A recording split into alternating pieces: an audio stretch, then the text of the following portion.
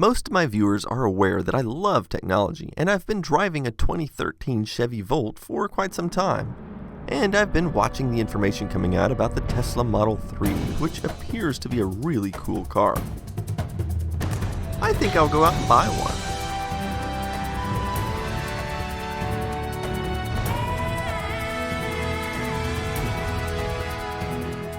Oh, wait a minute. That's not a Tesla, that's a second generation Volt.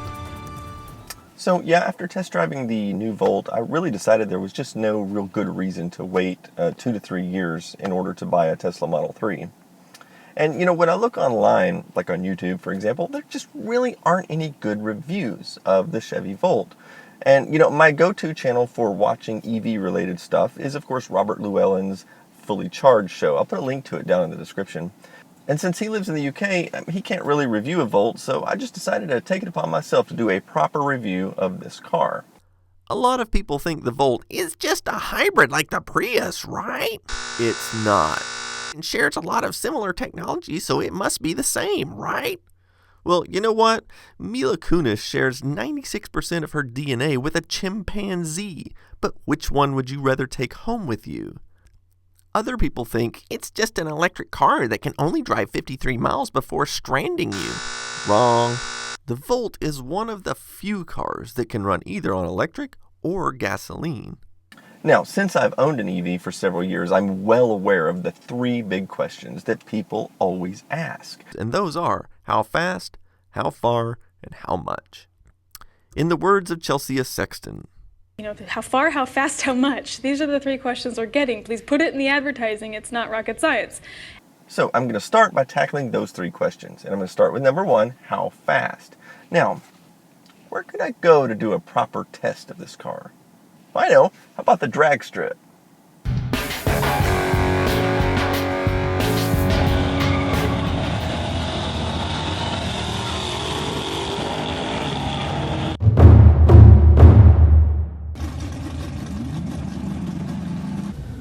Alright, I am in line, and I'm a little nervous. I have never done anything like this before. So it's kind of hot in here because they say you can't have your air conditioning on, and I need the windows up because it's so freaking noisy outside.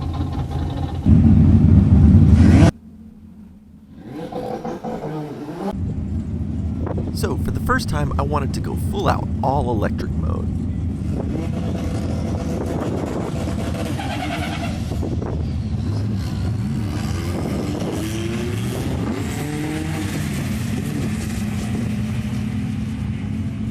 The Honda gets an upset. Well, at least I know I'm not the slowest car at the track. In my first time to run down the track, I wasn't even sure if I was supposed to go, so you'll notice I actually let off the accelerator temporarily, which undoubtedly hurt my time. I guess my screw up didn't matter because the scoring system wasn't even working this time, so I couldn't even see my time.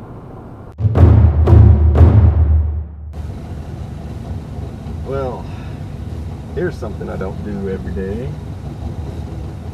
So I got in line again, and this time I ended up by myself. I'm still doing EV mode this time.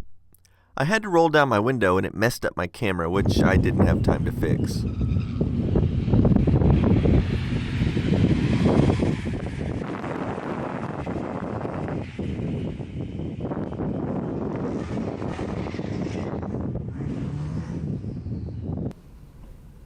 Hello. Oh.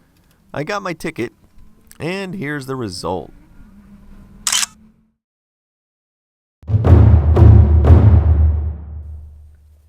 So the third time, I put the car into hold mode, which means it'll run on gasoline, to see if there's any difference.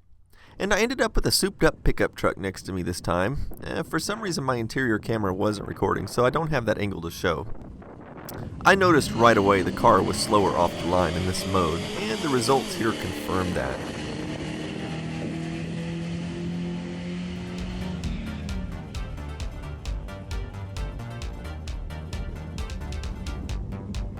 So this is my reaction time, and yeah, I suck, but I can't be too hard on myself being this was my first time. Also, this time has no effect on the rest of the numbers I'm about to show you. This is how long it took to get to 60 feet. you can see the EV mode was much faster. But what's more interesting is comparing this to other cars. For example, look at the different Tesla Model S. You can see that the Volt fits right in here, actually being faster off the line than a base model Tesla. And this is how long it took to get to 330 feet, again, EV mode being faster. And this was the speed the car was traveling when it reached 330 feet. This shows how long it took to complete the 1/8 mile strip, again, EV mode being faster. And finally, the speed I was traveling when I hit the end. Now what's interesting here is that gas mode was actually faster here, indicating that when in gas mode there may be more power in the upper speeds, even though takeoff power is less. Okay, so to definitively answer the question of how fast this car is, well, it's plenty fast. In fact, it's quicker off the line than most cars, except for legitimate performance cars. So I don't think there's going to be any problem with how fast it is. Alright, so to answer the question of how far it can go, well, when I tell people that it can go 53 miles, sometimes they reply and go, "Is that all?" And, I think a lot of people just don't have a good conception of how far a mile is, much less 53 of them. I think a lot of people just fill up their tanks, run it till it goes empty, and fill it up again, and they don't really pay attention to how far they've driven. So I've devised a little trip to help you better understand exactly how far this car can go in electric mode. I live in the Dallas-Fort Worth Metroplex. Now, to give you an idea of how large this metro area is, here's the state of Connecticut overlaid. So DFW is essentially the same size as the entire state. And by sheer coincidence, if you were to start at the far end of Loop 820 and drive to the far side of 635, it's exactly 53 miles. For my trip, I'm going to start in downtown Fort Worth, sometimes referred to locally as Cowtown. I'm taking a stroll through the Water Gardens. This is an amazing place I recommend people visit. And for those nerds following my channel, you might recognize this from the cult sci-fi classic Logan's Run, which was filmed around here.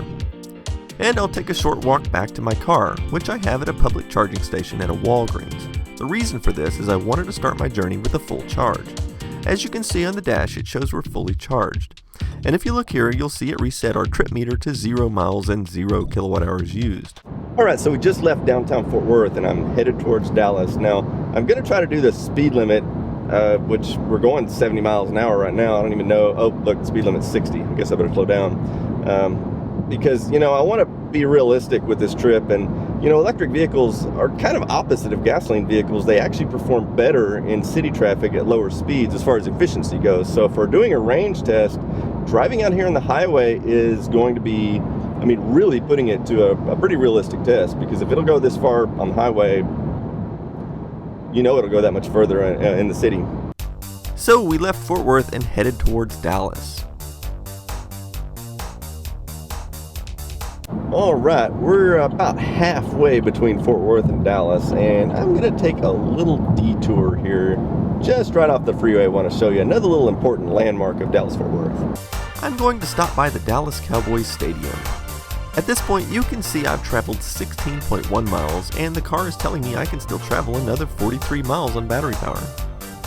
So here we are at the AT&T, or the Cowboys Stadium, and I'm not a big sports fan, but I've been told that this is the best place to come during tornado season because there's no chance of a touchdown here. Unfortunately, it looks like we're going to get stuck in some traffic, which is not normal for a Sunday.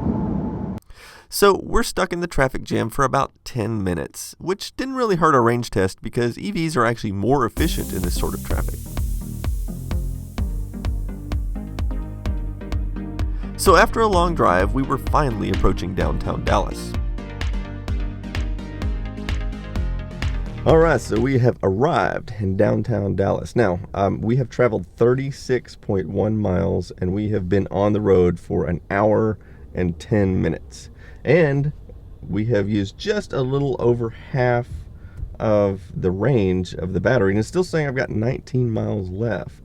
Now, there are some charging stations in this area, but I've decided not to use them because that would kind of defeat the whole purpose of what we're trying to do here. We're trying to see how far it goes till it runs out. So I'm not going to charge up. So I decided to get out and walk to another interesting landmark just down the street. This is the Kennedy Memorial. This is the location of the assassination of John F. Kennedy back in November of 1963. The shot came out of one of these windows. This little X in the street is the actual location of Kennedy's car when he was shot. Then we left Dallas and headed back to Fort Worth. We made it about this far before the car ran out of battery power and seamlessly switched to gasoline mode. Okay, so we just switched over to gasoline power. Of course, it's seamless. We're just driving down the road, didn't have to do anything. We did travel 49.1 miles on electric. It is kind of hot outside today. We've been running the air conditioner pretty hard, so that probably did eat a few miles of the range off. And to really answer the question how far it can go, well, if you drive in gas mode, it can go as far as you want it to go, and you'll get a whopping 42 miles per gallon while using gas. So, on to the next big question.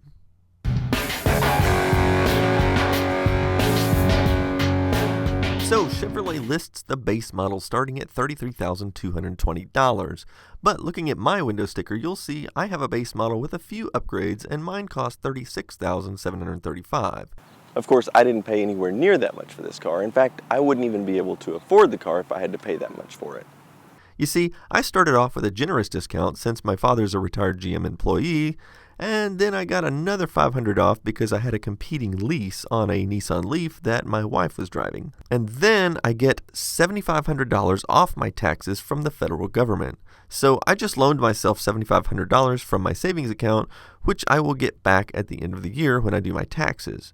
And so the amount I actually paid for the car puts it right at the same ballpark as a Prius.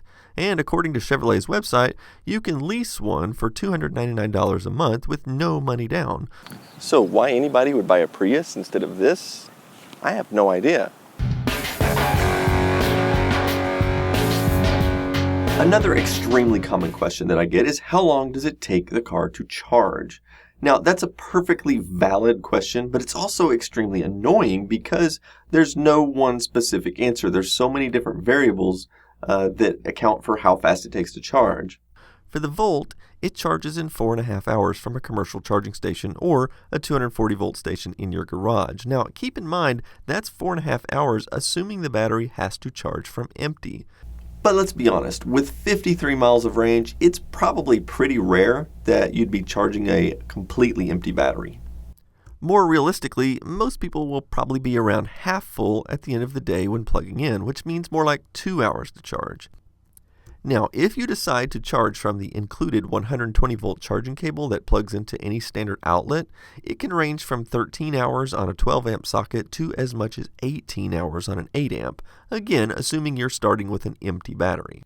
Now, unfortunately, the Volt does not support DC fast charging. If you take a look at some commercial stations, you'll notice they will have the regular 240 volt connector that works in pretty much any electric vehicle. But some will have this larger connector.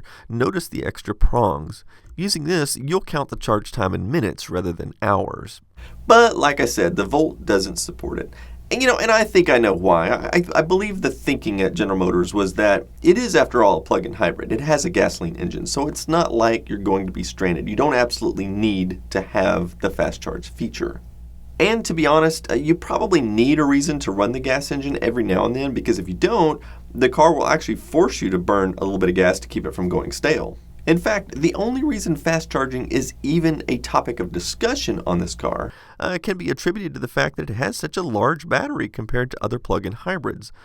Only one other hybrid has more EV range than the Volt. I mean, nobody even talks about having fast charging on any of these other hybrids because the range isn't long enough to matter.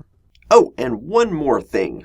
Officially speaking, this charger that comes with the car is only supposed to support 120 volts. However, many people online have found that this particular charger that comes with the 2016 and 2017 Volt is actually capable of running at 240 volts just by putting an adapter on the end of this cable and plugging it into a 240 volt socket.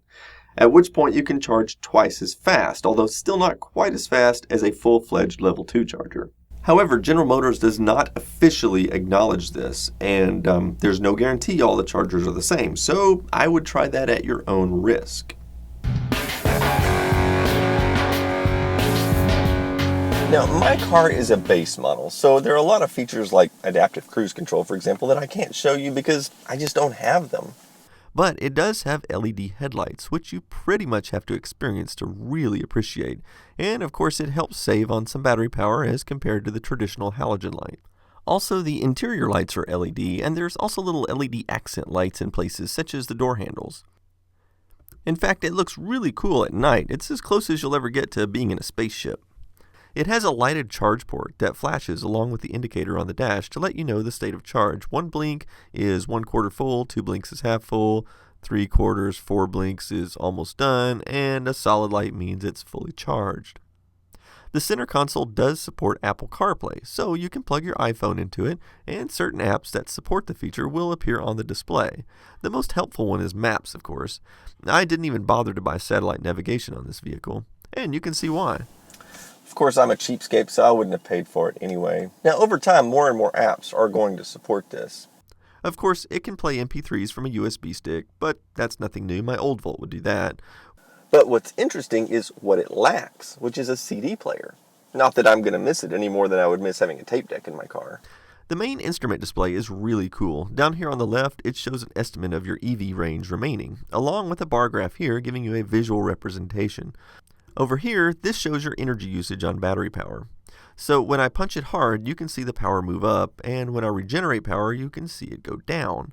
Also, the very top shows you exactly how many kilowatts you're using in real time. This is very similar to the meter that you might have on the side of your house. Now, of course, on the other side, you have your fuel tank graph, and the number of miles that you can travel on fuel if you desire to switch over to gas. And of course, the engine has its own little power reading as well, which only moves in one direction, showing the power output.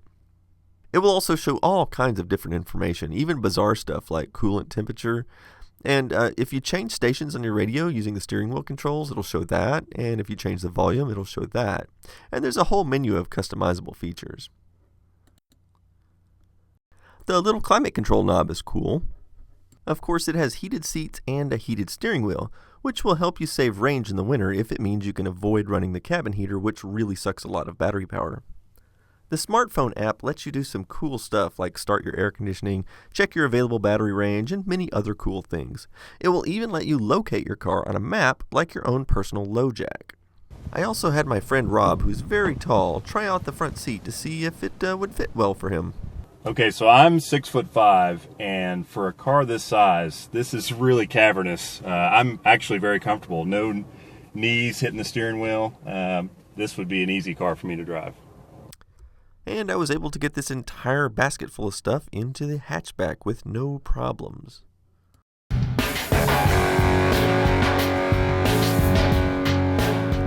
So I had been waiting for Elon Musk to reveal the Tesla Model 3. Now Elon says it's going to be revolutionary since it's a great looking, great performing electric car with long range capability and will sell for $35,000.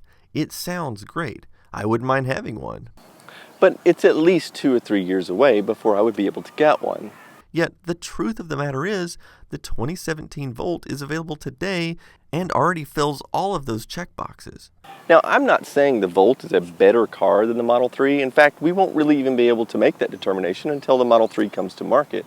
But what I am saying is that if you're waiting 2 to 3 years to buy a car that just fits those particular checkboxes, then wait no longer. Buy a Volt.